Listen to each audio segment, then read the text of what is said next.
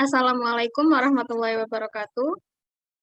Kami dari kelas Kemuhamadiaan F yang beranggotakan Alia Agustina dengan NIM B100-200-353, Rizky Puji Astuti dengan NIM B100-200-361, Tiffany Adelia dengan NIM B100-200-363, Deva Yasmin Salsabila Mulata dengan NIM B100-200-368, dan saya sendiri Berlian Ajeng Amarwangi dengan NIM B100-200-379 akan mempresentasikan tentang profil ortom, majelis, dan lembaga Muhammadiyah. Untuk presentator pertama, saya serahkan kepada Mbak Puji untuk mempresentasikan Ikatan Pelajar Muhammadiyah. Silakan. Yang pertama, Ikatan Pelajar Muhammadiyah. Sejarah. Ikatan Pelajar Muhammadiyah, IPM, mempunyai latar belakang berdirinya Muhammadiyah sebagai gerakan dakwah Islam Amar Ma'ruf Nahi Mungkar, sekaligus sebagai tanggung jawab dari banyaknya sekolah yang merupakan amal usaha Muhammadiyah untuk membina dan mendidik kader. Kelahiran IPM mempunyai dua nilai strategis. Pertama, sebagai aksentuator gerakan dakwah Amar Ma'ruf Nahi Mungkar di kalangan pelajar. Yang kedua, sebagai lembaga kaderisasi Muhammadiyah yang dapat membawa misi Muhammadiyah untuk masa depan. Upaya pelajar untuk membentuk organisasi Muhammadiyah sebenarnya dimulai sejak 1919. Namun selalu ada hambatan dari beberapa pihak, sehingga menemukan petunjuk saat Konferensi Pemuda Muhammadiyah pada tahun 1958. Organisasi pelajar Muhammadiyah ditempatkan di bawah pengawasan PM. Keputusan konferensi tersebut dibuktikan pada Muktamar PM kedua pada tanggal 24 sampai 28 Juli 1960 di Yogyakarta, yaitu dengan memutuskan untuk membentuk IPM Keputusan 2 nomor 4. Pendirian IPM ditetapkan secara nasional pada Konferensi PM di Surakarta pada tanggal 5 Safar 1381 Hijriah bertepatan 18 Juli 1961 Masehi. Perubahan menjadi IRM. Saat Konferensi Pimpinan Pusat IPM tahun 1992 Yogyakarta, Menpora menyampaikan kebijakan pemerintah pada IPM untuk menyesuaikan tubuh organisasi, yakni perubahan nama pada IPM. Tim eksistensi PP IPM bertugas dalam menghadapi masalah ini dan memutuskan perubahan nama Ikatan Pelajar Muhammadiyah menjadi Ikatan Remaja Muhammadiyah dengan pertimbangan keberadaan pelajar sebagai kader perserikatan umat dan bangsa selama ini belum mendapat perhatian sepenuhnya dari Perserikatan Muhammadiyah. Perlunya pengembangan jangkau IPM, adanya kebijakan dari pemerintah RI tentang diperbolehkan pengguna kata pelajar untuk organisasi berskala nasional. Kebangkitan IPM. Muktamar IRM ke-15 tahun 2006 di Medan, Sumatera Utara mengamanahkan PP IRM periode 2006 sampai 2008 untuk membentuk tim eksistensi untuk bertugas mengkaji persoalan identitas, nama, dan basis gerakan ini. PP Muhammadiyah mengeluarkan SK nomor 60 Cap 10B 2007 tanggal 27 Jumadil Awal 1428 Hijriah bertepatan 24 Mei 2007 Masehi tentang perubahan nomenklatur IRM menjadi IPM. Tujuan Ikatan Pelajar Muhammadiyah dan semboyan Ikatan Pelajar Muhammadiyah. Tujuan terbentuk pelajar muslim yang berilmu, berakhlak mulia, dan terampil dalam rangka menegakkan dan menjunjung tinggi nilai-nilai ajaran Islam, sehingga terwujudnya masyarakat Islam yang sebenar-benarnya. Semboyan. Semboyan IPM adalah dalam Al-Quran Surat Al-Qalam ayat 1 yang berbunyi Nun wal kalami wa ma yasturun, yang artinya Nun demi pena dan apa yang dituliskannya. Itulah semboyan IPM sebagai organisasi pelajar. Yang selanjutnya adalah organisasi pelajar terbesar se-Indonesia. IPM tersebar di seluruh Indonesia pada 34 provinsi dan lebih dari 300 kabupaten atau kota. Dengan proses perkembangan, IPM berhasil meraih beberapa penghargaan baik tingkat nasional maupun internasional. dengan mempertegas posisi IPM sebagai organisasi pelajar terbesar di Indonesia. Berikut ialah penghargaan IPM. Yang pertama adalah penghargaan Pemuda Indonesia Social Planner pada tahun 2015.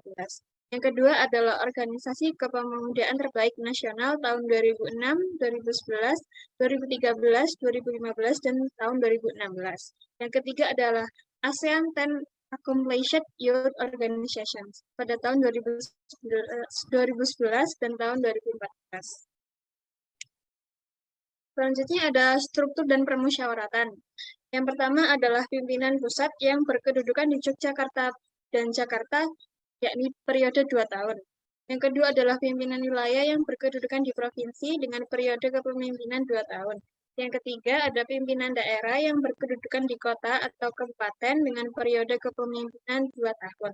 Yang keempat ada pimpinan cabang yang berkedudukan di kecamatan dengan periode kepemimpinan 2 tahun. Yang kelima ada pimpinan ranting yang berkedudukan di sekolah, desa, kelurahan dengan periode kepemimpinan 1 tahun.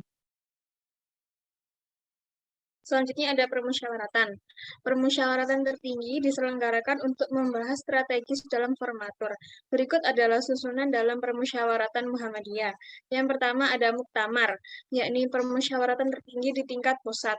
Yang kedua ada tanwir, yakni permusyawaratan tertinggi kedua di tingkat wilayah. Yang ketiga ada musyawarah wilayah, yakni permusyawaratan tertinggi kedua di tingkat wilayah. Yang keempat ada konferensi pimpinan wilayah, yakni permusyawaratan tertinggi kedua di tingkat wilayah. Lalu berikutnya adalah musyawarah daerah, yakni permusyawaratan tertinggi kedua di tingkat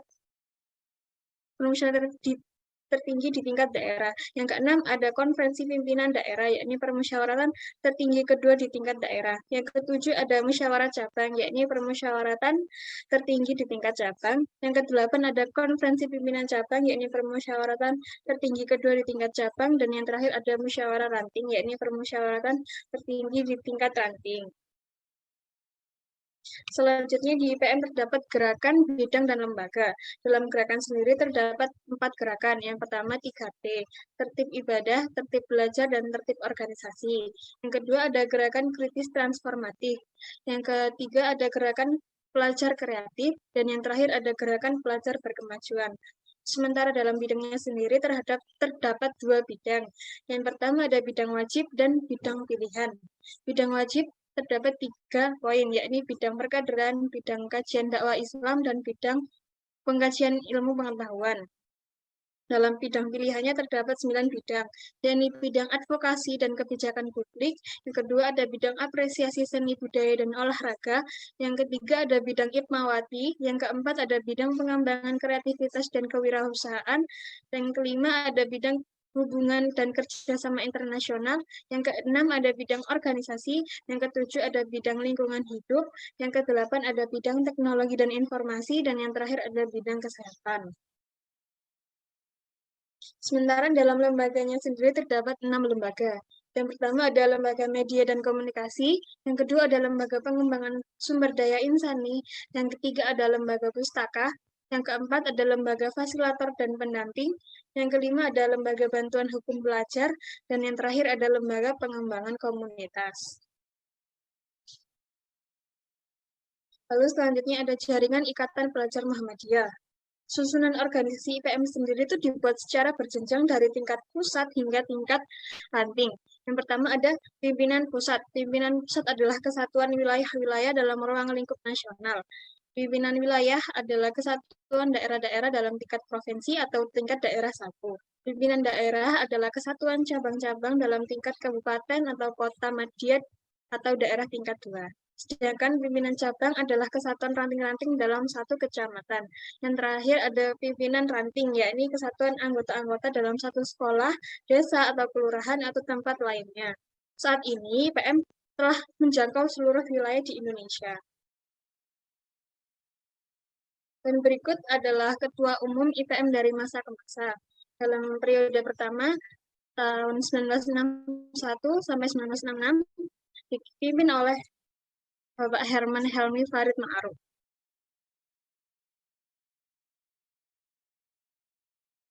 Dan pada tahun 2022 hingga 2023 dipimpin oleh Bapak Nasir Effendi. Berikut adalah nama-nama alumni dari IPM dari masa ke masa. Yang pertama ada Bapak Haidar Nasir sampai dengan Bapak MH Ainun Najib.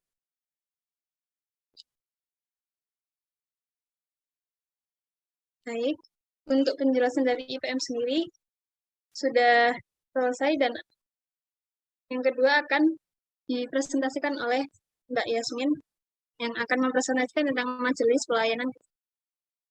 Silahkan. Baik, selanjutnya Majelis Pelayanan Kesehatan Umum atau MPKU. Majelis Pelayanan Kesehatan Umum atau MPKU atau Majelis Pelayanan Kesehatan Umum digerakkan oleh Kiai Haji Ahmad Dahlan dan dibantu oleh murid-muridnya atas kesadaran mengamalkan surat Al-Ma'un. Kiai Haji Ahmad Dahlan mendorong mencari anak fakir miskin. Beliau menyantuni dan menghimpun, memberi sandang pangan, dan mendidik sholat mereka. Ide ini berkembang dengan diteruskan oleh Kiai Haji Suja, murid setia Kiai Haji Ahmad Dahlan, hingga berkembangnya memiliki banyak rumah yatim, rumah sakit, dan balai kesehatan ibu dan anak. Majelis ini beberapa kali mengalami perubahan dari PKO atau penolong kesengsaraan umum, PKU, pembina kesejahteraan umat, MKKM, Majelis Kesehatan Kesejahteraan Masyarakat, dan tahun 2010 kembali menjadi Majelis PKU.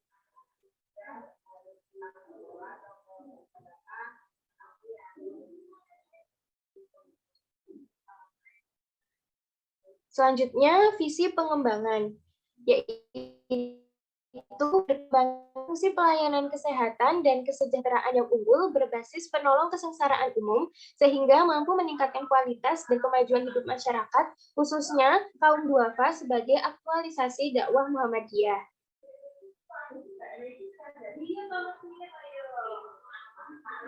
Selanjutnya, terdapat pula ciri pengembangan program. Yang pertama dalam sistem gerakan, yaitu menguatnya sistem gerakan Muhammadiyah yang maju, profesional, dan modern. Yang kedua, menguatnya pemahaman ideologi dan visi gerakan Muhammadiyah. Yang ketiga, meningkatkan sistem penyelenggaraan atau pengelolaan amal. Ada pula kegiatan dalam sistem gerakan. Yang pertama, perintisan amal usaha kesehatan di daerah-daerah. Yang kedua, sosialisasi visi dan misi program kesehatan Muhammadiyah. Yang ketiga, penyusunan dan pengelolaan database amal usaha kesehatan Muhammadiyah. Selanjutnya, dalam bidang kepemimpinan dan organisasi, itu menguatnya sistem manajemen organisasi Muhammadiyah yang dinamis dan produktif. Yang kedua, menguatnya sistem kepemimpinan kolektif, kolegial, yang transformatif, yang mampu memberikan keteladanan, memobilisasi potensi, memproyekkan masa depan, dan mengagendakan perubahan. Ada pula kegiatan dalam bidang kepemimpinan dan organisasi. Yang pertama, penyelenggaraan monitoring dan evaluasi program melalui permusyawaratan dalam pengelolaan organisasi dan kepemimpinan. Yang kedua, perumusan berbagai panduan terkait dengan mekanisme kerja organisasi dan keuangan di lingkungan MPKU. Selanjutnya dalam bidang jaringan.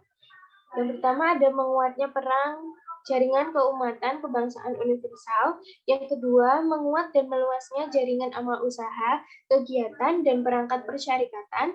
Yang ketiga, menguatnya hubungan dan kerjasama internasional, meningkatkan program kesehatan. Kegiatan dalam bidang jaringan, yang pertama, pembentukan dan pengembangan jaringan program pengembangan kesehatan masyarakat hingga skala nasional dan internasional, meliputi promosi kesehatan, desa siaga atau Korea Taibiyah. Yang kedua, pembentukan jaringan rumah sakit, rumah bersalin, dan balai pengobatan berskala regional. Dan yang ketiga, pembentukan jaringan rumah sakit, rumah bersalin, dan balai pengobatan berskala nasional. Selanjutnya dalam bidang sumber daya. Terlaksananya pembinaan dan pemberdayaan anggota Muhammadiyah sebagai subjek gerakan secara konsisten dan berkelanjutan, meningkatkan kualitas sumber daya amal usaha bidang kesehatan atau AUMKes melalui peningkatan kapasitas tenaga AUMKes, pendidikan, promosi, daya dukung fasilitas, dan berbagai skill yang mengembangkan keunggulan. Ada pula kegiatan dalam bidang sumber daya. Yang pertama, seminar dan pelatihan peningkatan kompetensi pemimpinan AUMKes. Yang kedua, membangun kerjasama dengan lembaga pendidikan untuk pendidikan manajemen RS. Yang ketiga, seminar dan pelatihan staf AUMKes terkait isu kesehatan masyarakat dan promosi kesehatan. Yang keempat, pelatihan penanggulangan bencana bagi tim tanggap darurat di lingkungan RS. Yang kelima, workshop sistem kompetensi SDI. Yang keenam, pelatihan sosialisasi sistem kompetensi SDI. Dan yang terakhir, pengiriman pendidikan dokter spesialis dari Rumah Sakit Muhammadiyah. Selanjutnya ada dalam bidang aksi pelayanan. Yang pertama, terbangunnya sinergi pelayanan publik sebagai wahana untuk menumbuh kembangkan Islamic Civil Society. Dan yang kedua, terlaksananya pelayanan publik melalui amal usaha, program, dan kegiatan Muhammadiyah yang berkualitas. Dan yang ketiga, terlaksananya fungsi advokasi dalam pelayanan dan kebijakan publik dari gerakan Muhammadiyah. Selanjutnya, Majelis Pendidikan Kader yang akan dijelaskan oleh Mbak Alia. Yang berikutnya adalah Majelis Pendidikan Kader.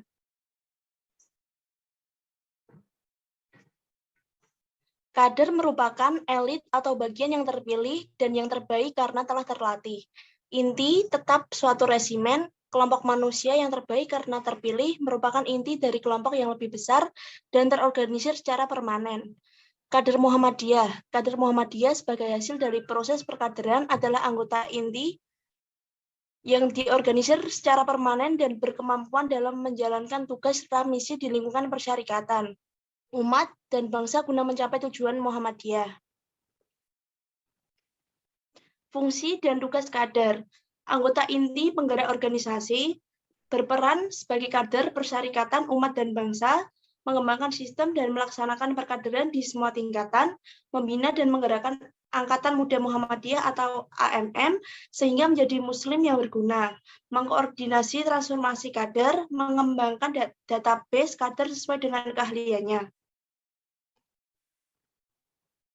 Profil kader Muhammadiyah mampu menunjukkan integritas dan kompetensi. Yang pertama, keberagaman yang meliputi kemurnian akidah, ketekunan beribadah, keikhlasan, sidik, amanah, dan berjiwa gerakan. Yang kedua, ada akademis dan intelektual yang meliputi fatona, semangat tajdid, atau moderat. Yang ketiga, ada sosial kemanusiaan yang meliputi kesalehan, kepedulian sosial, suka beramal, dan keteladanan tabligh. Program pengembangan Majelis Pendidikan Kader. Sistem gerakan melaksanakan perkaderan utama Muhammadiyah Darul Akram maupun Baitul Akram secara intensif untuk menjadikan perkaderan sebagai budaya organisasi di seluruh tingkatan pimpinan, amal usaha, dan institusi-institusi yang berada dalam struktur persyarikatan. Yang kedua ada organisasi dan kepemimpinan, menyelenggarakan ideopolitor, ideologi politik dan organisasi bagi pemimpin di lingkungan pimpinan persyarikatan dan amal usaha untuk meneguhkan komitmen ideologis, memperluas visi dan pemikiran, dan mengembangkan organisasi sebagai instrumen gerakan Islam, jaringan, meningkatkan koordinasi dan kerjasama secara tersistem antar pimpinan persyarikatan, ortom, dan amal usaha Muhammadiyah atau AUM dengan hal pelaksanaan perkaderan di lingkungan masing-masing. Yang keempat, sumber daya, membentuk dan meningkatkan kualitas korp instruksi dan membina instruksi yang mampu mendesain dan mengembangkan perkaderan fungsional Muhammadiyah berbasis pada keragaman potensi dan keahlian instruktur di semua lini persyarikatan.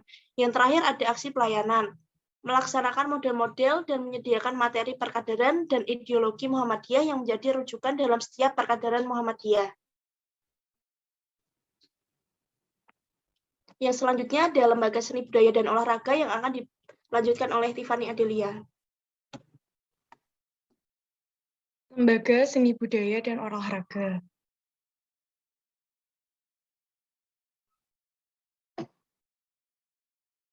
Lembaga Seni Budaya dan Olahraga atau LSBO merupakan bagian integral dari gerakan dakwah Muhammadiyah dengan mewadahi potensi seni, budaya, dan olahraga warga, persyarikatan agar aktivitas dan kreativitasnya terarah sesuai dengan nilai-nilai ajaran Islam dan menjadi salah satu daya dukung bagi pengembangan dakwah Muhammadiyah. Kepedulian atas seni budaya ini telah dipelopori oleh Kiai Haji Ahmad Dahlan yang pandai memainkan alat musik tradisional dan modern seperti kemahirannya memainkan biola dan gending-gending Jawa. Konon, kepiawaiannya, beliau sering didemonstrasikan di muka umum untuk mengumpulkan anak-anak muda kauman untuk diajak ngaji, atau untuk pengumpulan dana sosial dan dana dakwah.